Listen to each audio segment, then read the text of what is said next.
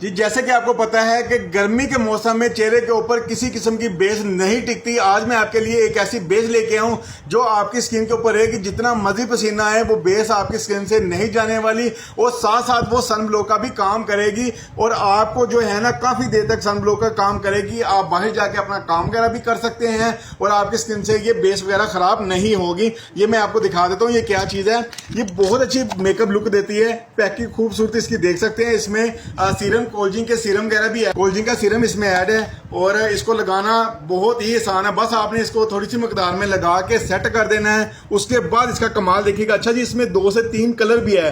ये सबसे मैंने डार्क कलर लगाया। अगर आप लाइट कलर का यूज करना चाहते हैं तो लाइट भी कर सकते हैं। अपनी मर्जी से आप कलर ले सकते हैं जो आपको अच्छा लगे। ठीक है जी, ये देख सकती हैं। और मजीद ये थोड़ा सा और इससे भी लाइट कलर है। अच्छा जी, इसमें जो कलर है ना स्किन के हिसाब से आप ले सकते हैं और इसकी बेस कमाल की बनती है।